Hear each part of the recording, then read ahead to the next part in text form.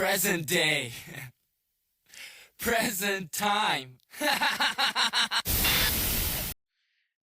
Hello, everyone. So, some official desktop environments now are actually starting to develop their own Linux distribution. And let's talk about why they're doing, what could be the possible implications, and why it could be bad, but it's not all bad, it's mostly good things. So, quick note, don't bug the developers on KDE Linux because it's still in pre alpha, so it's nowhere to be like for daily driving. Anyway, just to be clear, I know I like to roast KDE a lot and make fun of it. I don't hate KDE. In fact, I actually think it's one of the best desktop environments. And I actually find this really interesting that they're actually making their own Linux distribution. So let's get into it. So, why now? A lot of people see it, I said before, a lot of people say that desktop environments never really fully integrated unless it's paired with a distro designed for it. That raises question if KDE is considering KDE has limited resources, why build a distro? Well, look at KDE Neon. It's an essential Ubuntu of out long-term support with the latest KDE Plasma packages on top. It's great for testing features, but sometimes outdating breaks things because dependencies changes and libraries we have new stuff constantly. Well, by building their own system from the ground up, KDE can eliminate that middle layer that have full control over updates. This new distro, yeah, it's Arch based by the way, but it has a twist, and that twist is that it's immutable and it's a read-only system, and it won't really use Pacman. That means it's harder to break and it's aimed more for like the casual users if you want stability eventually. Like think of it like SteamOS without the developer mode, at least for now. Yes, this will be controversial for some power users, but the idea is to make something rock solid for the average person. I think that's like one of their selling points. Now, why does this matter?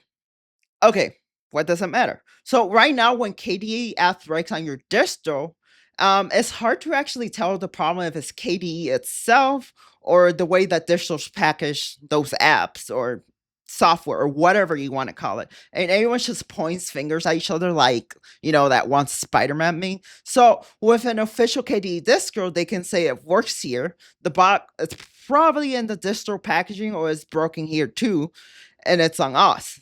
Like, basically to not have people pointing fingers and be able to identify bugs, whether it's, in other words, whether it's KDE or is how the distro package the app or whatever updates in it. So yeah, this is basically what it is, which means faster fixes and less pointing fingers. And I think it will be a cleaner experience overall. Personally, I think it could really improve KDE and it gets stable enough. And if it gets stable enough, I might actually go back to KDE. Trust me, I didn't want to leave KDE, but I was so tired with so many things because I was forced to pretty much switch to freaking Cosmic because Cosmic was being more stable for me for some reason. But again, I've been told I got lucky with the Cosmic desktop because it's still in the alpha.